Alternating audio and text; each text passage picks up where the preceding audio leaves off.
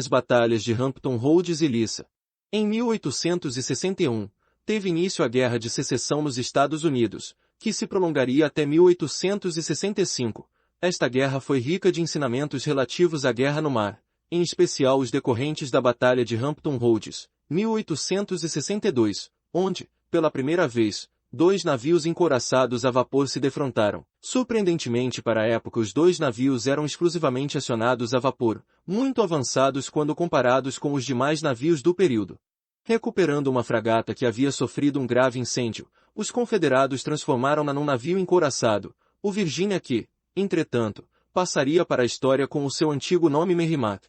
O navio era dotado de uma casamata, construída com través de carvalho revestidas com trilhos de estrada de ferro e placas metálicas. Seu armamento consistia em 3 canhões de 9 polegadas, de alma lisa, e de um canhão de 6, de alma raiada, montado em pivô, todos os canhões passando através de aberturas existentes na casamata e atirando granadas explosivas. Ainda na casamata, existiam 2 canhões de 7 polegadas, um atirando para avante e outro para ré. O navio dispunha de ariete, de ferro, que se projetava 2 pés abaixo da linha d'água. A velocidade era muito baixa, de apenas 2 ou 3 nós.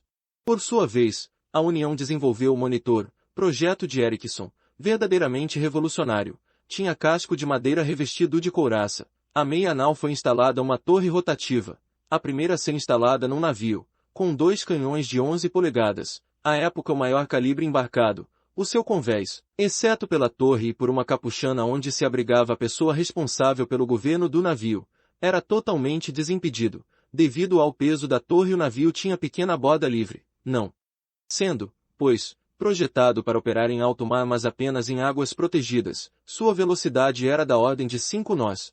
Inicialmente, o Merrimack atacou os navios da União que bloqueavam o rio Chesapeake, afundando a fragata à vela Congress a tiros de artilharia e a chalupa Cumberland com o seu ariete. Os 3 navios remanescentes fugiram, abrigando-se em águas rasas onde o Merrimack não podia ir. Na manhã seguinte, com a chegada do Monitor ao local, iniciou-se um duelo de artilharia entre os 2 encouraçados. Após cerca de 7 horas de combate, a situação permanecia indecisa, um navio não conseguindo perfurar a couraça do outro. A retirada do Merrimack para Norfolk pôs um ponto final à batalha. 2 tentativas posteriores foram feitas pelo navio confederado para enfrentar o Monitor, mas este, obedecendo instruções do Congresso, recusou sempre o combate. Temia-se que uma avaria mais séria no Monitor deixasse o caminho livre para o Merrimack subir o Potomac até Washington. O combate demonstrou que as couraças usadas eram invulneráveis tanto aos projetis sólidos como às granadas explosivas, quer disparados por canhões de alma lisa quer de alma raiada. Era claro que chegava ao fim a construção de navios de madeira sem proteção de couraça e que seria necessário desenvolver sistemas de armas mais eficazes. A ineficácia dos canhões empregados chamou a atenção para a importância do ariete, que podia atingir os navios abaixo da linha d'água, onde não chegava a couraça. O afundamento da chalupa Cumberland pelo ariete do Merrimack reforçava a ideia, mormente porque o advento do vapor facilitava muito as manobras para o abauroamento. A Guerra da Secessão Norte-Americana. Fotos reproduzidas de Proceedings. Virginia, Merrimack. Monitor, a guarnição em período de descanso. Monitor. Durante toda a Guerra de Secessão, ambos os partidos lançaram mão do ariete, e, quando os navios não dispunham deste recurso, do abauroamento. Houve algumas dezenas de encontros desse tipo, nem sempre os maiores danos sendo do navio abauroado. Foram construídos navios encouraçados, com quase nenhum armamento, para serem usados como verdadeiros arietes contra os navios inimigos. Os resultados foram excelentes em termos de custo-benefício. É possível que Barroso, em Riachuelo, tenha levado em conta as experiências bem-sucedidas no conflito norte-americano. As lições de Hampton Roads repercutiram em todo o mundo, inclusive no Brasil. No relatório de 1862, o ministro da Marinha, almirante Joaquim Raimundo de Lamare, faz uma análise sobre o futuro desenvolvimento da Força Naval Brasileira apoiado na evolução tecnológica em curso, baseando-se, em especial, na experiência de Hampton Roads. Na Guerra de Secessão, os 2 lados lançaram mão da Guerra de Minas. O incidente mais dramático ocorreu quando do ataque de Farragut a Mobile, em 1862. O esquadrão de Farragut, com os navios em coluna, forçava a entrada na bala de Mobile sob o intenso fogo, tanto do Fort Morgan como dos navios confederados no interior da Bahia. Quando o Monitor Tecumseh, que ia à frente da coluna, atingiu uma mina, explodiu, afundando imediatamente. Os demais navios pararam e estabeleceu-se a desordem na coluna, com os navios se embaralhando e um bloqueando a linha de tiro do outro. Ao grito dos vigias de torpedos, até, aproximadamente, 1870, as minas eram chamadas de torpedos. Farragut salvou o dia, mandando que todos os navios avançassem apesar das minas. Danem-se os torpedos. Toda a velocidade adiante. Desta forma, e graças ao deficiente sistema de disparo das minas usadas, ele pode forçar a estratégica passagem, apesar da oposição de uma força naval sob a proteção de fortaleza de terra, como já ocorrerá na Guerra da Crimeia. E ainda, existência de campo minado. Foi também na Guerra de Secessão que o primeiro navio de guerra de porte, o encouraçado USS Cairo, foi afundado, em dezembro de 1862, por ação de mina. Conforme apontamos, o canhão Armstrong tinha problemas que logo a prática mostraria. Não existia nada que evitasse que o canhão fosse disparado se a culatra não estivesse adequadamente fechada. Em 1862, durante o bombardeio de Kagoshima, no Japão, por uma força naval inglesa, uma série de acidentes com o canhão Armstrong a bordo do Capitane HMS Eurialuz, determinou a retirada desses canhões de todos os navios ingleses, que, então, retornaram aos canhões de carregamento pela boca, apesar de seus inconvenientes.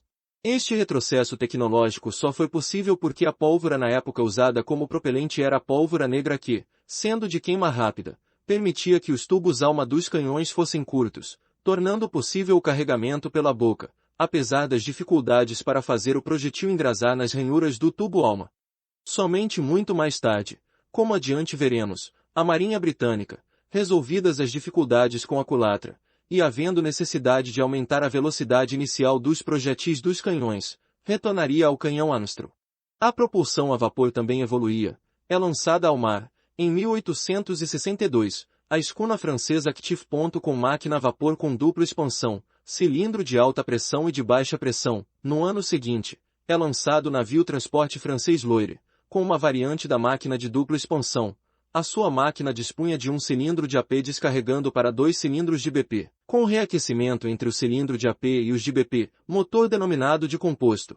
Em 1863, é construído na Inglaterra, para a Holanda, o navio de defesa costeira Rolf Krake, armado com 2 torres com canhões de 8 polegadas, de acordo com o projeto do oficial da Marinha Inglesa Cowper Collis, que é o primeiro navio de guerra a usar torre construído para operar em mar aberto. O Monitor, conforme já apontado, não tinha condições para isso. É importante notar que à época o termo torre tinha um significado diferente do atual, significava uma casamata, na qual se abrigava o canhão, que era monta, numa placa rotativa no convés do navio, exatamente como no Monitor.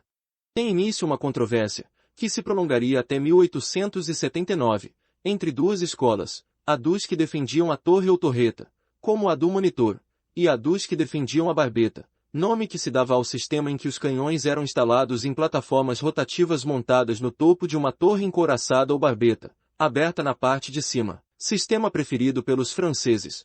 A vantagem da barbeta sobre a torreta era que o canhão, sendo montado mais alto, permitia à guarnição ter uma melhor visada. O único dispositivo de direção de tiro disponível era apenas a luneta, e impedia que o canhão fosse lavado pela água do mar, devido ao grande peso da torreta. A borda livre do navio era muito pequena, não sendo totalmente fechada como a torre. A barbeta deixava a guarnição do canhão livre do ambiente enfumaçado do interior da torre. Suas desvantagens eram a dificuldade de carregar o canhão pela boca e a exposição da guarnição do canhão ao tiro inimigo, principalmente durante o recarregamento. Ambas as dificuldades foram sanadas com a adoção dos sistemas hidráulicos, que permitiam que o canhão fosse rebaixado para trás da proteção da couraça da barbeta quando recarregando. A evolução levou à combinação dos dois tipos, fazendo-se a casamata montada sobre a barbeta, dando origem ao que foi inicialmente chamado de torre-barbeta, e, posteriormente, simplesmente torre ou torreta. Por outro lado, havia ainda os que acreditavam no princípio da bordada, com os canhões alinhados ao longo dos bordos do navio, caso do Glory e do Warrior. Na medida, porém, em que os canhões aumentavam de tamanho, este sistema teve de ser modificado, transformando-se na bateria central, com os canhões situados dentro de uma cidadela encouraçada ou casamata, colocada a meio navio. A bateria central, com os canhões atirando principalmente pelos bordos do navio, foi muito popular com os navios de propulsão mista, já que nesses navios a aparelhagem para propulsão à vela impedia a operação da torre ou da barbeta, limitando muito o arco de tiro dos seus canhões. Apesar disso, só em 1865 seria lançado o primeiro navio com bateria central. Em 1863, os franceses lançam ao mar o submarino Le Plongeur. Ele usava ar comprimido tanto para a propulsão como para o sistema de mergulho. Tinha grande dificuldade em manter a profundidade, o maior obstáculo inicial para o desenvolvimento do submarino, e não dispunha de qualquer sistema de armas. O projeto foi logo abandonado. Nos Estados Unidos, ainda na Guerra de Secessão, os confederados construíram em 1864 o submarino Unley, que nada mais era do que uma caldeira cilíndrica de ferro, com tampas cônicas em ambas as extremidades, tinha 40 pés de comprimento, sua propulsão era a mão, a velocidade podia chegar a 2,5 nós, sua guarnição era de 8 homens, dispunha de tanques de lastro e sistema de respiro com 2 tubos, era armado com torpedo-lança, spar-torpedo, uma carga explosiva colocada na extremidade de uma lança. Manobrava-se a embarcação de modo que a carga explosiva fosse de encontro ao casco do navio inimigo, explodindo por impacto, algumas vezes por disparo elétrico. E o primeiro submarino a obter um êxito militar, tendo afundado o navio de guerra federalista Housatonic. O submarino, porém, também afundou, com toda a sua tripulação ao se afastar do local, com as escotilhas abertas. O submarino embarcou água e foi a pique. Anteriormente julgava-se que ele tinha sido alcançado pela explosão. O ataque foi feito com o submarino imerso. No período que vai da Guerra de Secessão até a Primeira Guerra Mundial, o maior desenvolvimento das minas foi o de um sistema independente de disparo, conhecido como o chifre de Ayres.